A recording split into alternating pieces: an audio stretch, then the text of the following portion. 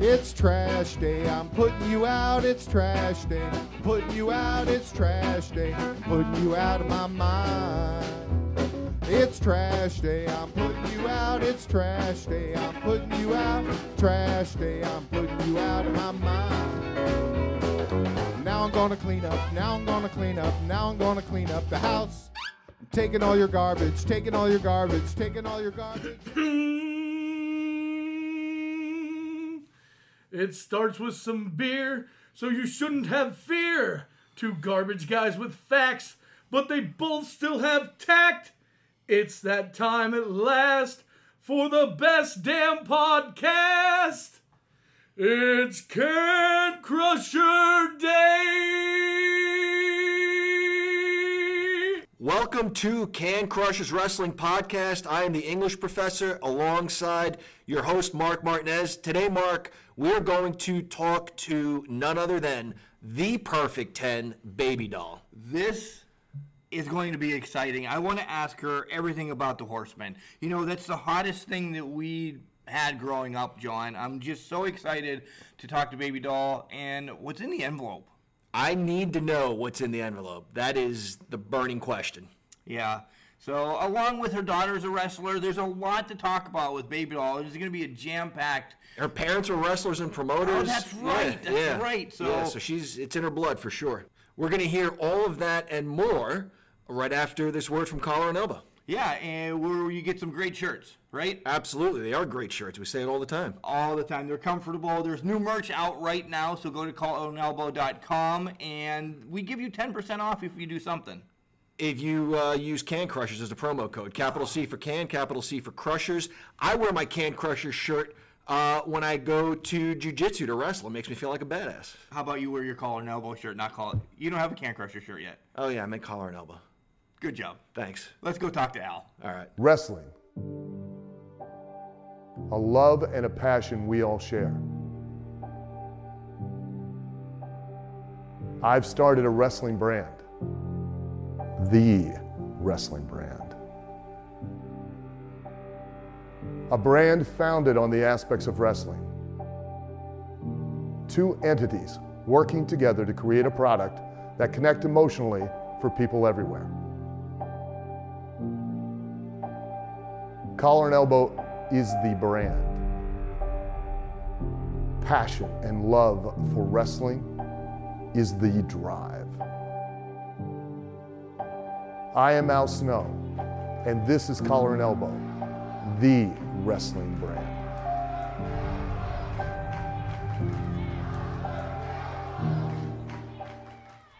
And welcome back to Can Crushers. Mark Martinez alongside John, the English professor. And John, this is somebody that is a perfect interview today. A perfect 10 interview today, you could say, right? I would absolutely say that. I think of all the interviews that we've done, this one is going to be near the very top of the list because it is, as you said, absolutely a perfect 10. Yeah, ladies and gentlemen, coming on to Can Crushers, the one, the only, the perfect 10, Baby Doll. Welcome to the show, Baby Doll.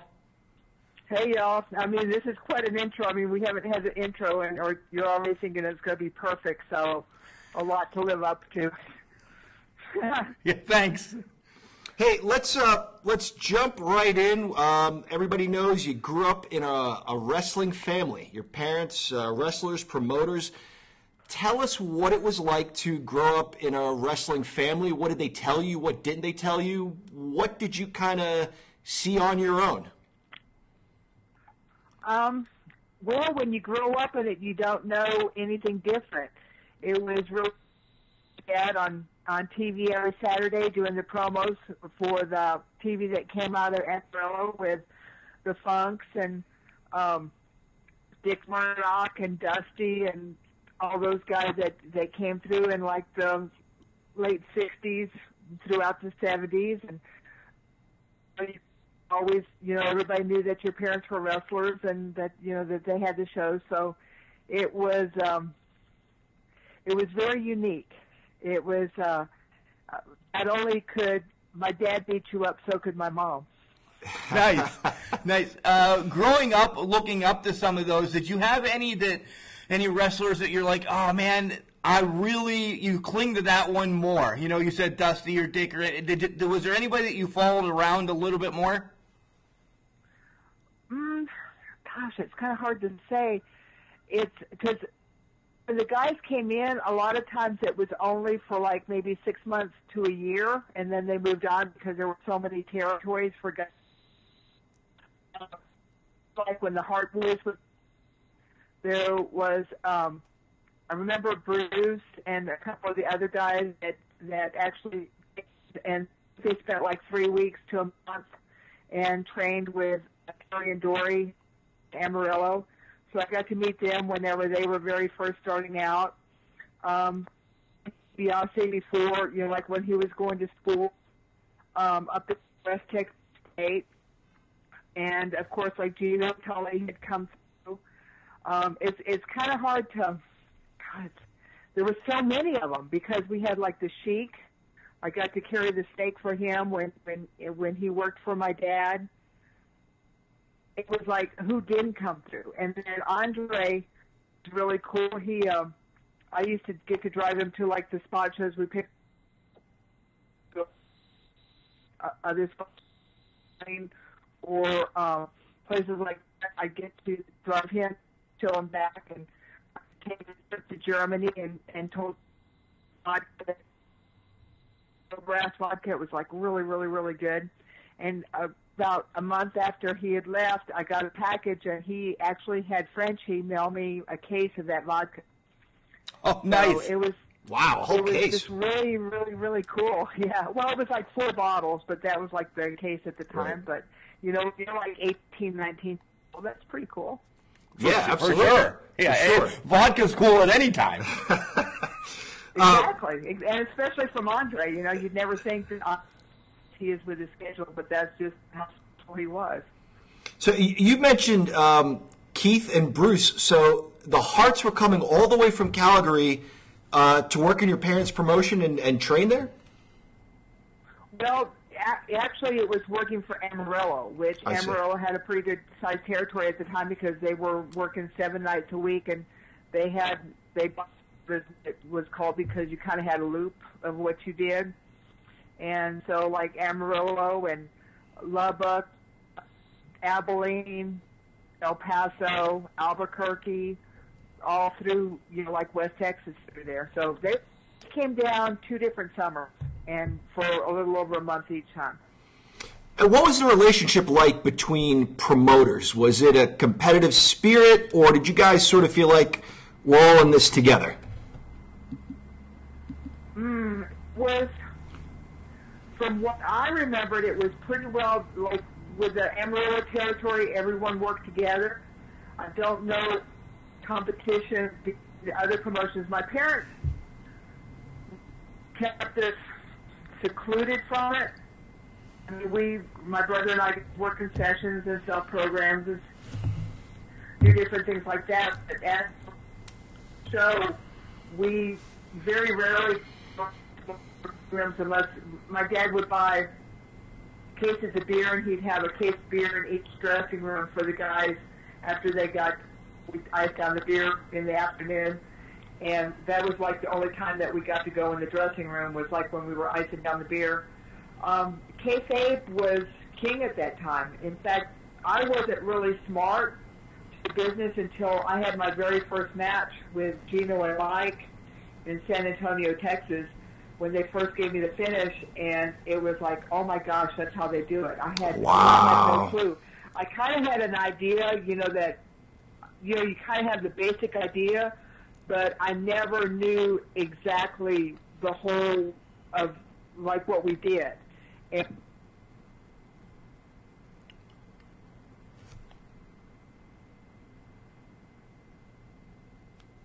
That's it. Are you still there? hello? Hey, okay. It bounced back. Okay. Okay, can you start from, what was it? Actually, where you were was good. I'll edit it. I'll just move on to the next question. I don't know, the internet at our house is kind of going wonky. I apologize. Okay, next question. You studied to be an EMT, and you have shot put records. Was wrestling something that you always wanted to do? Like you just said, you had your first match, but were you looking at different careers before wrestling? I had worked in, normal kid. I had worked in some restaurants and waited tables, and then I was actually a manager in a restaurant, and I was going to school for EMT, and it's discus records. I know Cornette always does shot put, but actually my record was in discus. I set my high school record. But I threw shot and discus, but I was a little bit better in discus than I was in shot put. I was wanting to go into EMT and then be a paramedic, and then I wanted to go to Colorado and do ski patrol because I had been skiing a couple of times and just absolutely loved it and figured that would be a really cool career. And at the time I had heard that Gino was looking for a girl and just made the call to Dallas office, and they thought it was a good idea. I had to tell my parents I think it was maybe 2 weeks left in the class. I was going to quit school and move to Dallas and work with professional wrestlers. Yeah, you're kind of reading our notes. You know that we were going to ask you about Gino next. How did your parents take that? How did your parents take the news that you're quitting school and joining the family business? It really didn't go over that well, but I was 22 at the time, 22, 23, and you can't really tell someone that's in their early 20s what they can and can't do. So, right. And then I'd gone to school and done really well, and I think that they thought it was just going to be something that would last maybe a couple of weeks, and then I'd be back home. But it turned out to be quite a career. Yeah, it really did. When you contacted the WCCW execs, how did you get a hold of them? Your parents had like a phone book of wrestling phone numbers? I actually stole my dad's black book. He actually had like a black book with everybody's phone numbers in it. And I went over to a boyfriend's house and called the Dallas office. Well, whenever I called the Dallas office, David Manning answered. And David, I gave him the spiel about, hey, what about me? I heard you're looking for a girl for Gino. And what about me? I'm smart, I'm pretty, maybe you could work me in. Well, he took smart as actually being smart to the business. I meant smart by being book smart and great ACT and SAT scores and going to college. Right. And he said that they were just getting ready to have a meeting with Fritz up in his office, and that he thought it was a great idea. He was going to run it by Fritz, and that he called me back as soon as the meeting was over. So I waited, and about 45 minutes to an hour later, he called me back and said that Fritz just absolutely loved the idea and that they were going to work me in, and who was going to tell my dad. So it was just like, well, I guess if I need the job or if I want the job, then I need to tell my folks. So I got up the courage and told them, and about 2 weeks later, I started in San Antonio was the first show, and that was the Sunday before Labor Day in 1984. So you were smart but not smartened up. So you were fired up. You were prepared to kick some ass, weren't you? Oh, yeah, absolutely. I was actually at the hotel and getting ready to start when they had the Fort Worth Wrestling came on, and it was like Saturday night. And Gino was actually doing a promo and talking about me, how he had the situation had been taken care of, that he had someone on the way that was going to take care of Stella May. And I am so ecstatic. I'm actually like jumping from bed to bed and just so happy and just, yes. It was crazy. What? And then I started that Friday. I went to the TV studio to do promos, and Jake the Snake actually opened the door for me. We both started the same day with World Class. Wow. What was your name when you started with Gino? Because obviously you went on to wrestle, right, as Andrea the Giant? Right. They called me Andrea the Lady Giant because they wanted someone that was big and bad and very, like I could kick anybody's ass because I was Gino's bodyguard, and I was going to take care of Stella May. I didn't like the name Andrea because I thought it was disrespectful to Andre. So if I ever did anything, I always used my real name. And if you listen to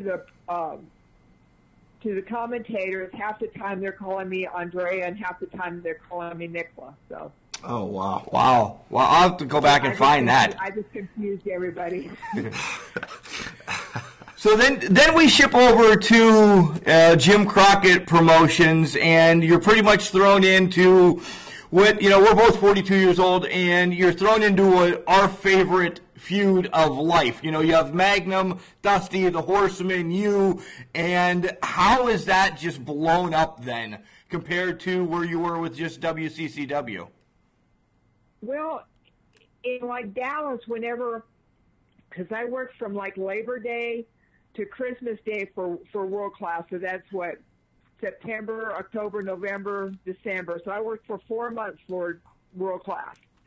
With World Class, I worked like the big Cotton Bowl show, and I worked Sold Out Reunion Arena show just in that 4 months. And I was so green. I didn't know how to lock up. Thank God Jake came down there and worked out with me for a little bit, and Stella came down there and worked out with me for a little bit. But I only worked four months for World Class, and then the last 2 shows that I had with World Class was in Tampa and Miami and Florida. They had booked Stella May and I because they had the World Class TV going down there, like kind of mid-card matches, holiday matches. And that was it. I was no longer on the booking sheet because Sunshine had come back from rehab, looked beautiful, recovered, everything was great. And so they didn't need Stella and I anymore. So that's whenever I landed in Tampa, I think it was Tampa, I got in the rent-a-car, and at the first liquor store I found, I bought like the biggest bottle of Jack Daniels I could find. It was like the cartoon size because Michael Hayes was booking the territory at the time, was booking Florida. And I thought maybe I'd ask him if I could go to work because I'd worked 4 months. I didn't really want to go back to school. I really liked what I was doing. So whenever I saw Michael, I gave him the bottle and gave him the spiel of like, hey, maybe you could use me. And I just got through with World Class, and he was just like, he told me that they were getting ready to close Florida until the summertime because it had slowed down so much, but that Dusty was in the dressing room next door and that he was getting ready, and I remember him saying this, he was getting ready to blow North Carolina up, that they were just really on the verge of something like really huge was going to happen there.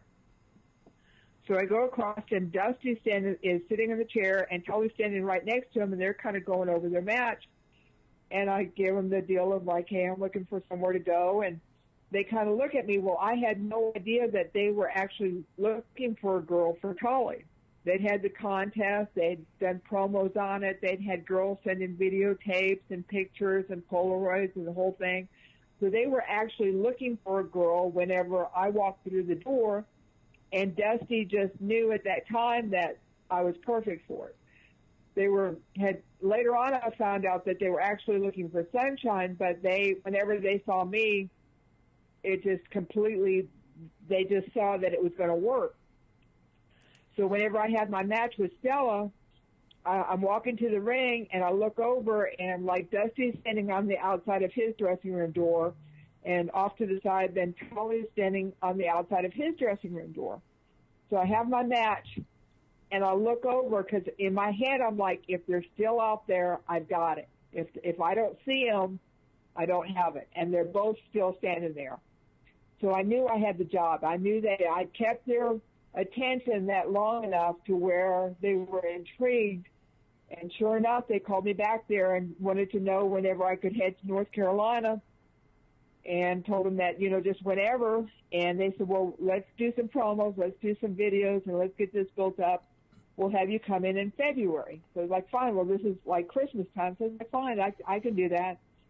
Well, then I got a call, and then it was like, well, we need you like the first part of February. We want to really get started on this. So I was like, okay. Nice. Well, then after about 4 or 5 days that I was like getting phone calls, they were like, we need you here right now. So it was like in January, it was like, okay, I loaded up my car and I headed to North Carolina, and it just, from the very moment, it just took off. Tully and I clicked. We got instant heat. The boys liked working with us. It was magic. and all the pieces came together and it worked. Dusty knew who you were before. He knew you were the daughter of wrestlers and wrestling promoters. Yes. Yeah. Tully had known me because of his dad working with Southwest Championship Wrestling, and then Tully had also gone to West Texas State and was a backup quarterback up there for like 4 years, I guess, 3 or 4 years. He was one of their quarterbacks. And then Dusty had worked for my dad in like I think the first time I saw his name on the booking sheet was like late 60s, and then he worked several times in the 70s. So he kind of knew who I was, but, I was just a young kid then. But he knew my dad and my mom a whole lot better than he knew me at the time. I see. And Dusty and I just always clicked and just always got along really well. And I saw his wife just a couple of years ago, about a year after he passed, and she hugged my neck, and she was just like, you were always his favorite. He just always loved you. And I thought that was so sweet of her to tell me that. That is very nice. That's very nice.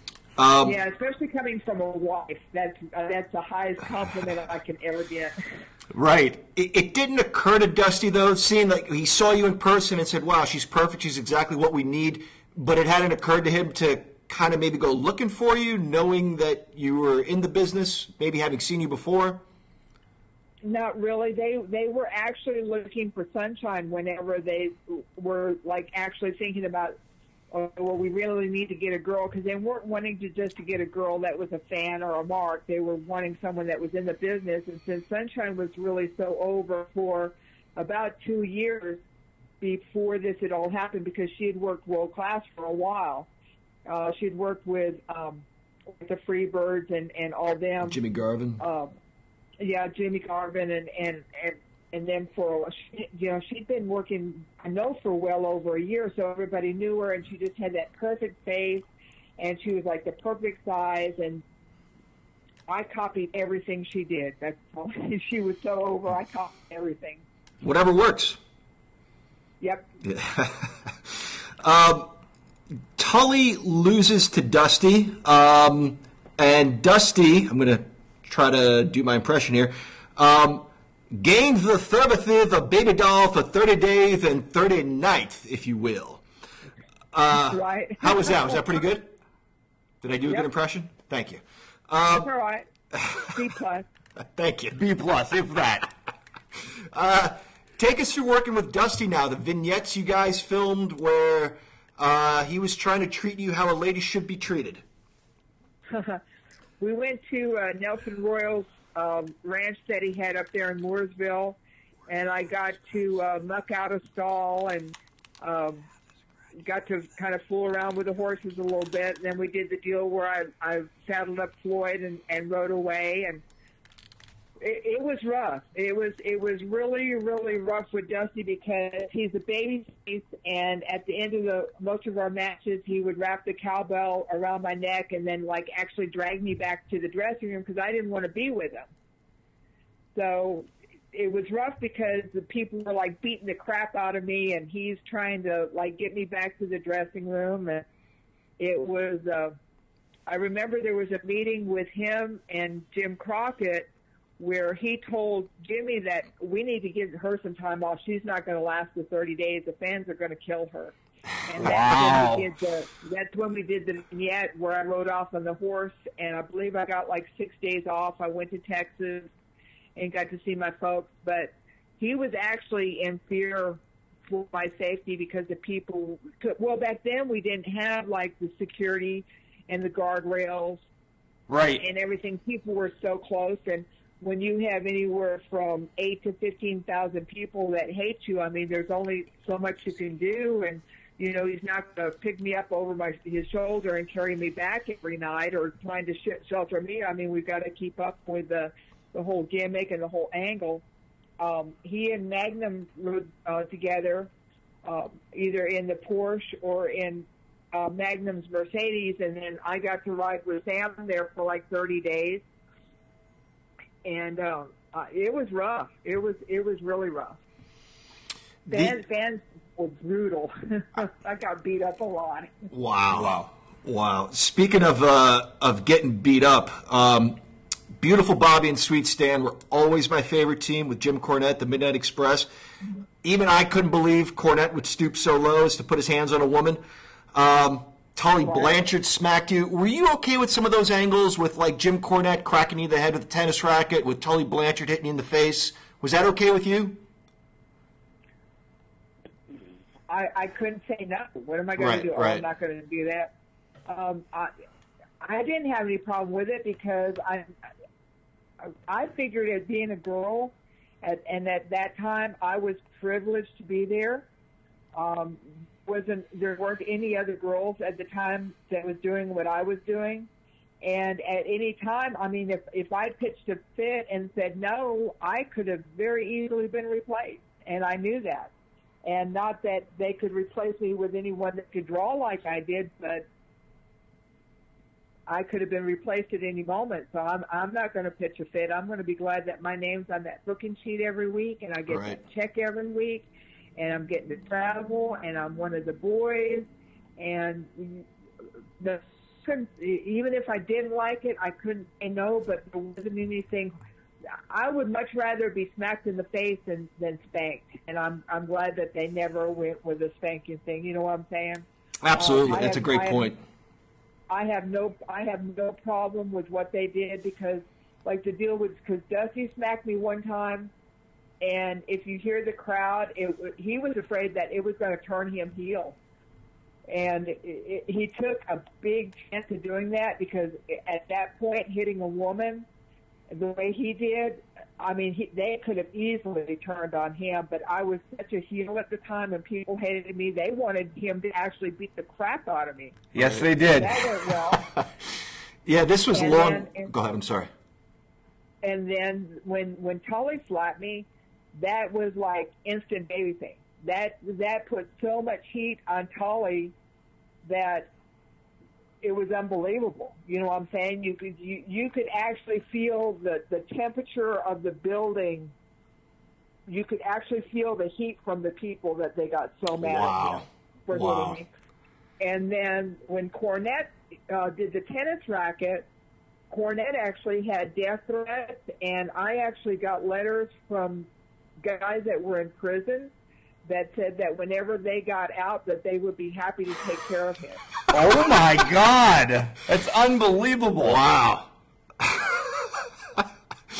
When you look back on that, and I don't know if you pay attention to today's product at all, but there are now intergender matches, and it's not so much a valet, you know, Cheryl Roberts slapping Rick Rude. It's actually women getting in the ring with men and having competitive matches. You were wrestling men 85, 86, 87. Do you take any pride in that? Do you feel like you laid a foundation for what was to come 30 years later? Well, whenever I did my deal, it was like with Cornette, and it was more of a gimmick thing. If ever I did anything with Cornette, I was tagged with someone like the Road Warriors to go against the Midnight Express, or Magnum and Dusty against the Midnight Express, or the Rock and Roll Express against Midnight Express. So they would have their match, and then at the very end, Jimmy and I would. Well, at the very first, we did kind of a little spot where Cornette would come after me, then I'd go after him, and then Bobby would try and cut us off, and then I'd arm drag Bobby, and then we'd go into the match. But I'd never really had a match with anybody. You know what I'm saying? It was more of a gimmicky thing with Cornette. And nowadays, I mean, the product and the wrestling has got to evolve and change. So I kind of see it, but then I also think it's kind of, I don't want to say silly, but a girl isn't really going to beat up a guy. Right. So it's just, you know, even if you're China size, you're still, there's guys that are bigger and stronger than you are. I mean, it's just not going to, I see it, and I know it's a work, but then I think that you're also, it's something different for the people to say, so I can't really say. I've seen some good matches, so I can't really say yes or no. I'm just glad that they didn't ask me to do it because I can't wrestle. I'm not good at it. My daughter does a really good job at it. I can't put 3 moves together, so go for it. You just brought up your daughter, and that's actually one of the next points we were going to talk about. How is it being the mother now of a professional wrestler? Oh, it's horrible because I see her take bumps, and it's like, oh, baby, tuck your chin, and because I know it hurts, and I know what she's going through, but it's her dream, and with her, I mean, she has got the legacy that no other female wrestler has ever had, because not only are her parents like Stan Houston and Baby Doll, and her uncle is Jake the Snake Roberts, her aunt is Rockin' Robin Smith, the WWF Women's World Champion. Her mom, her grandmother was a wrestler. So not only is her grandmother, her mother, and her mom, you know what I'm saying? Right, for Right. sure. She's third generation of a female, not just third generation, but third generation female wrestler, which is amazing. And she's going to be at WrestleCade this year, so I'm really pumped to meet her. Yes, yes. Are you going to be there as well? Yes, I'm there I think she's there on Friday. I'm going to Chad and I are going to try and come up on Friday to see her. And then I've got my appearance on Saturday, and then I'm going to be part of the World Class Memories on Sunday morning. Nice. So I think they've got like Michael Hayes and Jimmy Garvin, Eric Embry, Black Bart, Miranda Gordy, myself. There's about 8 of us. Iceman King Parsons is going to be there. Wow. Wow. Yeah, that's going to be really cool. Sorry, we're getting really excited. It's an amazing weekend. I can't wait to be there. This guy to the left of me decided not to come, so I got another one of my cohorts to come this year. I can't wait to meet you guys. It's just really pumped up. He's got another question for you, though. Do you ever, are you still involved at all? Do you ever accompany your daughter as a manager or a valet? I have a couple of times. I haven't in a while. She had gotten hurt about a year and a half ago, had hurt her shoulder, so she really wasn't taking a lot of bookings.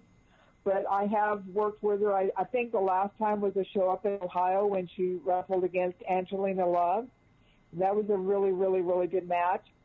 I think we're probably going to be doing some more stuff coming up in the future, but I look forward to it. I really do. I like working with her, and then I've also, my oldest daughter is a musician, and I like going to her shows, and it's they still keep me busy. And I have to ask you this. Just a couple more quick questions. We'll let you go. What was in the envelope, Baby Doll? Cannot tell you. I had asked Dusty a while back because I had really seen out of the business for a while after I'd had my daughters. I had Micah in 91 and I had Michaela in 92, and I really didn't just kind of moved back to Texas and took care of my daughters and was a great mom and tried to do all the soccer mom stuff and all the school stuff and just wasn't really interested in wrestling. Plus, then they had the girls doing all the really raunchy stuff up in WWE, so we weren't really watching the shows because I didn't want the girls seeing what was going on, so we just kind of shut off wrestling for a while. It wasn't until 2005 that I guess I did one show in Tampa, wrestling reunion, when I went to the ring with Jeff Jarrett when he went against Tully and JJ. I think that might have been 2002. But in 2005, I did a fan fest for Grand Prize, the NWA Legends thing up in Maryland. And a lot of the fans hit me up, and it was just, it was kind of one of those things where, hey, I could probably make some money and get booked and things like that. So I moved from Missouri to North Carolina, and I was wrestling and doing the fan fest and appearances and things like that, because wrestling here in the Mid-Atlantic area is king. I mean, professional wrestling is just an amazing scene here in Mid-Atlantic. And so I saw Dusty at one of the shows and, just doing podcasts and interviews and things like that. And I told him, I said, fans are asking me, like, what's in the envelope? What do I tell them? He said, never tell them. He says, if you tell them, they'll never ask you again. He says, as long as you don't tell them, they'll always keep asking, and it's true. I mean, Dusty was right. So I actually still have the envelope. I actually have everything that he gave me to hold, and all the stuff that's in there. So I still have the envelope. He was so smart, wasn't he, Dusty?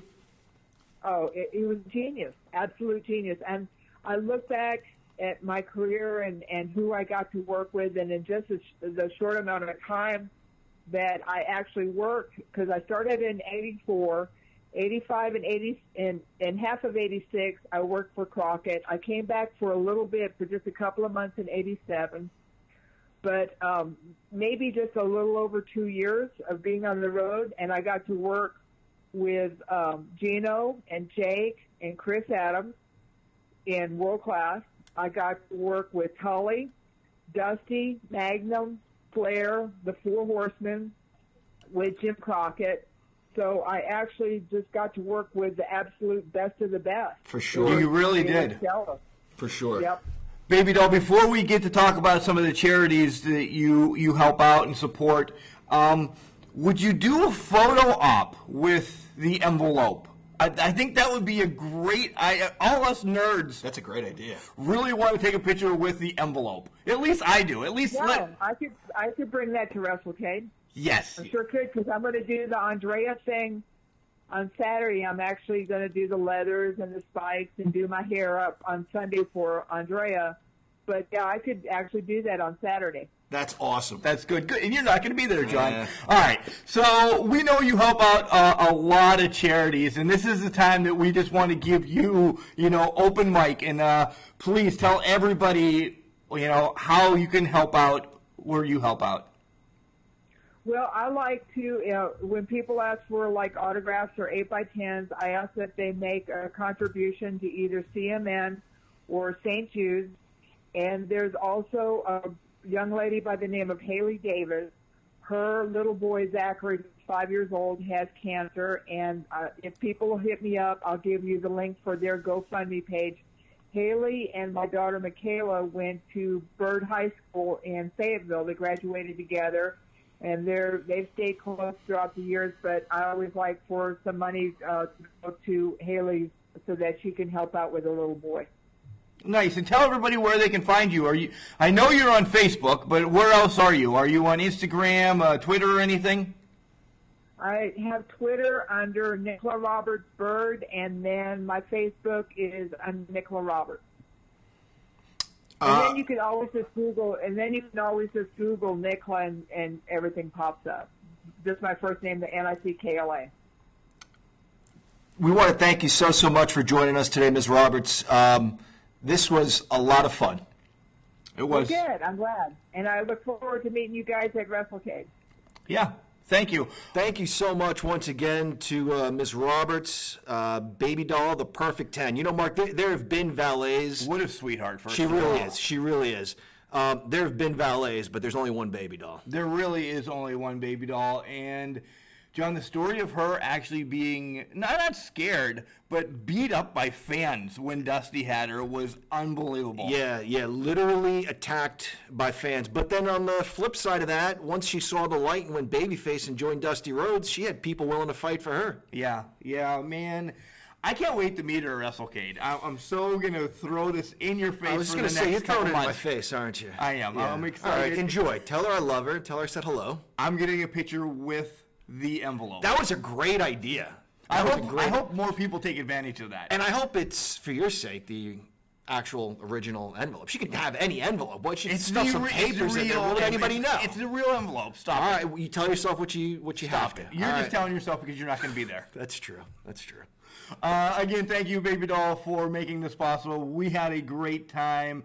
And if you know anybody else that you want us to reach out to, Can Crushers, send them our way at cancrushers69@gmail.com. I forgot our email, John. Yeah, that happens. Yeah, it's just one of those days. We love doing this, you guys. We love talking to our heroes from childhood. So, yeah, if you think there's anybody out there that we should talk to that would like to talk to us, please send them our way. John, just remember, Just because you're trash, it doesn't mean you can't do great things. It's called a garbage can, not a garbage cannot. See you in the weekend, guys.